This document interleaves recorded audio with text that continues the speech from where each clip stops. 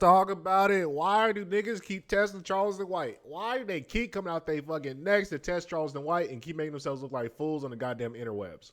I can't understand for the life of me. So Charleston White did a stand-up show, and a couple of guys, or I guess were gang members wearing LA Laker jerseys, decided to run up on dude, and they got smoked. They got fucking smoked. Dewberry came with the right. Charleston hit that nigga with a pot plant and threw a microphone at his head, split that boy's head open. And niggas just don't learn. I don't know why they keep testing Charleston. Because what you need to understand about Charleston, like what he said, I'm dangerous. I'm willing to die, kill, and go to jail for what I can and what comes out of my mouth. And that's a dangerous motherfucker. Because that's somebody who has conviction and beliefs and walks in the path of the light, walks in the path of God. And so anyway, Charleston's doing his stand-up routine. Some niggas are getting mad. They getting feisty. And once again, I don't even know why you go to a comedy show and get mad when somebody roasts you. Like, part of the comedy show, part of the fun part about the comedy show is if you sit up in the front, is that they kind of rag on you. They talk a little shit about you, and you become a little bit part of the show. And you're supposed to be in there lighthearted. You're supposed to enjoy that aspect of the show. That's what makes comedy fun. It's just the interactive experience when you're watching stand-up. But for some reason, black people just be mad all the time over nothing. Like, in places where they spend money to go enjoy themselves, they decide to go get mad and go fight niggas and go shoot out with people. I can't understand or comprehend this type of like logic and this behavior, because when I go out and spend my money, if I go out and I want to go do something fun, I don't want my good time to be ruined over dumb shit. I get very angry. Like, I remember I used to go to house parties. I would get very mad when guys would break out into fights, when there's alcohol, there's girls, there's music, we kicking it, we smoking a little doobie, just enjoying a good time. And then a motherfucker decides that he got too rowdy and he wants to go fight some dude over something fucking stupid. It's always something stupid. Because let me tell you something. Let me explain something. There's never ever a good reason to be fighting somebody in the street or just fighting people out in public. If you want to go fight, there's a thing called MMA, boxing, kickboxing, Muay Thai, where you can go sign up. And it's free. It's free to do. All you got to do is get your blood work done. People are actually looking for people to come fight. Get your blood work done. Show it to a weigh-in. Get into a ring and fight somebody in a legal sanctioned bout. That's something you can actually go do if you really want to go fight somebody. If you really have the need to go beat somebody up, that is an available option to you. But for some reason, people decide that fighting the street is something that makes sense. Like, this is something to do. And I can't comprehend that language, because if I'm fighting you in the streets, that means I exhausted all options. I ran away. You chased me down. That means I got to kill you, because that means you're not sane. That means you don't understand logic and you don't understand reason. You can't be talked to. So I got to treat you like a wild animal, like I would do a dog that's attacking me in the streets. I got to kill you. Or I got to at least harm you to the point where you can't get me, but you're a human being, so you might try to come find me. So I got to end you. And that's what Charleston keeps explaining to me. I ain't out here fighting with you guys in the street. And what's so funny about it is Charleston was bragging, talking shit. He's like, bro, I got the back end money. I got my front end and my back end money. So all you doing is ruin the show. You're not ruining it for me. You're going to make me bigger than ever, because now I'm being talked about, like I'm talking right now about the man on YouTube. It's going to be another thing that brings attention to Charleston. He's going to sell more tickets the next time. And you are probably likely going to get sued, or stitched up, end up the hospital, or something bad's going to happen because you attacked a handicapped man. And that's what people fail to understand about Charleston. He's handicapped. He's missing an eye. And under legal grounds, Charleston is he's able to sue you for attacking a handicapped man. You can't go legally strike handicapped people. That's a super felony. So not only did this guy get his fucking head split, got beat up by Dewberry, got made fun of online virtually. Only people that support this dumb is the other dumb-dumbs on the interwebs that hate Charleston. But he's probably likely going to get sued, and the venue's probably going to get sued because security didn't get there fast enough. And all that's going to happen is Charleston comes out on top and makes more money.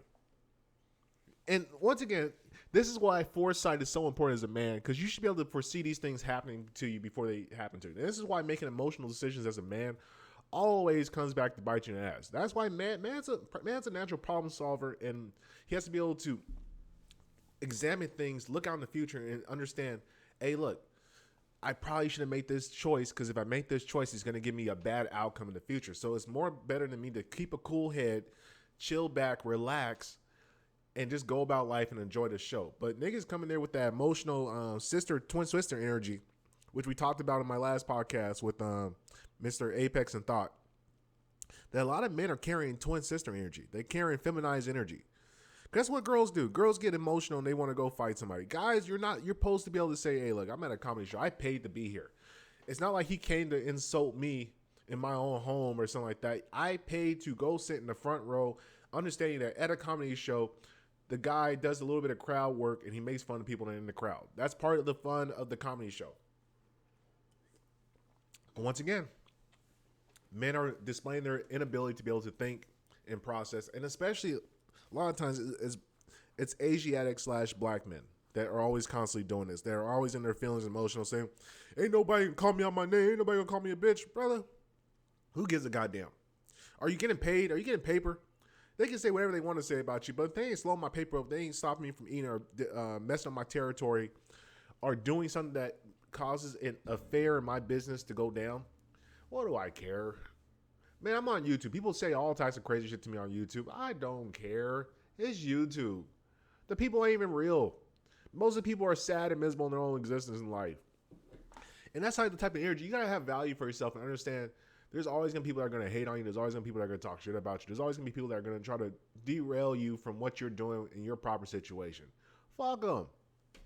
Bro, you going to sit there and cause pain to your suffering to yourself because you want to prove a point?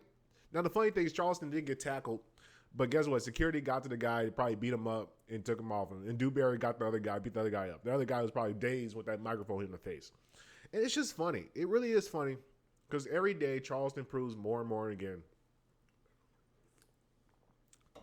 that the black community has a real issue, has a serious issue, that men don't understand how to be men. Men don't understand how to sit back, chuckle, and be lighthearted. Every black dude wants to be a thug, a gangster, and wants to show that he's a tough guy on the street, only to derail himself, get himself in a bad situation. Like the guy that hit Charleston in the barbershop. Now the barbershop got sued, and that guy's going back to jail. And for what? Because Charleston said he was a snitch because he did snitch? Come on, brother. What are you thinking? You just got out of prison. Now you're going back to prison. Now you're on a run trying to hide. And Charleston already got your ass. He's already, and that's the funny thing is Charleston has already said, I use the police. I love to put a nigga in jail. And he will use the law against you. And that's what the people should understand. We should use the law against dumbasses. If you're dumb enough to put yourself in a situation to get fucking KO'd and hit with a microphone at a comedy show because somebody's making some jokes that offend you, bro, yeah, you deserve all the bad that comes your way. And I think that's the big problem with a lot of black people is that they have this victim mentality. They feel, once again, it's the twin sister mama energy that's in the soul of a lot of black men, is that they don't understand what masculinity and manhood is about. You should not let another motherfucker get you off your square, get you off your P, if it's not a legitimate threat. If the guy's not threatening your life or threatening your way of life or threatening your food or business, bro, let it slide, man. There's too much bullshit in the world to be trying to bring more bullshit in your life over some just dumb shit. Dumb shit. And this is why the hood's so fucked up. The hood's so fucked up because niggas want to keep fighting and proving masculinity over dumb shit. Listen, there's a lot of things to fight for. There's a lot of things to stake your life on. There's a lot of things to defend. There's a lot of things that you should be willing to spill blood and go to jail and die and kill over. But a nigga making fun of you at a comedy show, that's not it. That's fucking not it. That's beyond me. That's beyond my understanding. And shout out to Charleston because he keeps making people look dumb, and I keep appreciating it because the content is fucking great, and I can eat off it. Thank you, Charleston. Listen. The world might not appreciate you. I appreciate you. I'm smart enough to see what you're doing. I'm smart enough to see how you're bringing eyes and attention to the bullshit of the black community. And you know what? I say keep doubling down. Keep putting more guys in jail. Eventually, some of these guys are going to learn. But to be honest with you, I think some of these guys are masochists. I think a lot of these guys like the idea of like being the guy that got beat up by Charleston so they can go tell their homies in jail, look, I got hit by Charleston, man. He was a bitch-ass nigga. The other niggas be like, yeah, he was a bitch-ass nigga. Fuck Charleston. And I think that's what a lot of niggas like. A lot of niggas love being like the center of attention over dumb shit.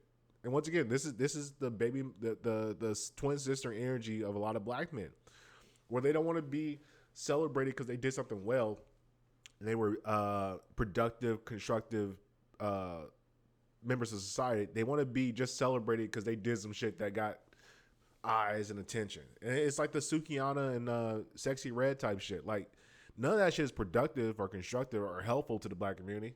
It just gets a bunch of eyes and everybody celebrates it because black people love to celebrate bullshit. But listen, I'm here standing up for Charleston because he even though he's doing some bullshit, it's bullshit with a lesson. And I can appreciate that as an educator. Thank you for listening. Like, subscribe, share.